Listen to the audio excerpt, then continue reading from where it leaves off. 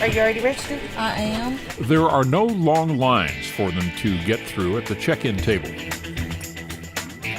No support teams to make sure their equipment is ready for peak performance. When you leave here, you will turn directly left. And no big crowds gathered to cheer them on to victory. But when the starting gun sounds, these triathletes are ready to leave it all on the course. Your big-time international triathletes have probably never heard of this event at Henry Horton State Park. It's too short and not really a triathlon if you want to get technical about it, since swimming is replaced by paddling. But that does not make it any less competitive or any less fun. My girlfriend talked me into it. Asked me if I wanted to do this race, and I said yes. The modern triathlon got its start in the 1970s and became an Olympic event in 2000. While standard triathlons cover about 32 miles, competitors in ultra-distance triathlons cover over 140 miles at seemingly superhuman levels of speed and energy.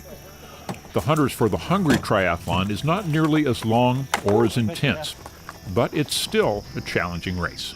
They ran down to a private boat access upstream from us, and they boated down back onto our property, and then they had a bicycle component, a 3-mile bicycle ride after that. Yeah, the park is a perfect place to do a race like this. A lot of roads, a lot of trees. We've got the river that you can access easily. The race consists of 3 stages, 3 miles running, 3 miles kayaking on the Duck River, and 3 miles pedaling a bike. The hardest part definitely was the kayaking, for sure. It was just a lot of upper body work, and it was long and drawn out and just kind of, slow, consistent pace. So that was definitely the hardest. Win or lose, it's all for a good cause. And just to have a good time and to finish and support the community. The athletes pay $40 apiece to participate. The fees go to Hunters for the Hungry, a statewide program run by the Tennessee Wildlife Federation, which provides meat for people in need across the state. Funds raised from events like this are used to pay processors who cut, package, and freeze the deer donated by hunters. We started in 1997. In our first year, we did about 7,000 pounds, which generated about 28,000 meals. Now we are annually doing about 130,000 pounds, which is serving over 500,000 meals a year. All this sweat and effort is having an impact right here in Marshall County, where the money raised at this race will help provide several thousand meals for needy families. The local food bank, the Good Samaritan in Lewisburg, comes by and picks it up, distributes to families that come by in need of food. And last year, that program fed over 500 families. It's just been growing every year, and the public has been really great embracing it and helping out.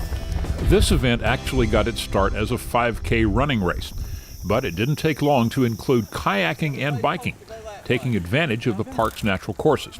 And of course, every athlete has his or her favorite stage. Probably the biking, because you go fast, and especially with it being a 3-mile distance, I knew it was going to go fast and be easy, even if there were a few uphills. Going fast is fun. The real reward here is more than just a medal or a ribbon. Helping your own community is always a victory, and if you can have a good time while you're doing it, well, that's even better. I had a wonderful time regardless of how I done. It was a blast. I'll definitely do it next year. I'm Craig Owensby on the Wild Side.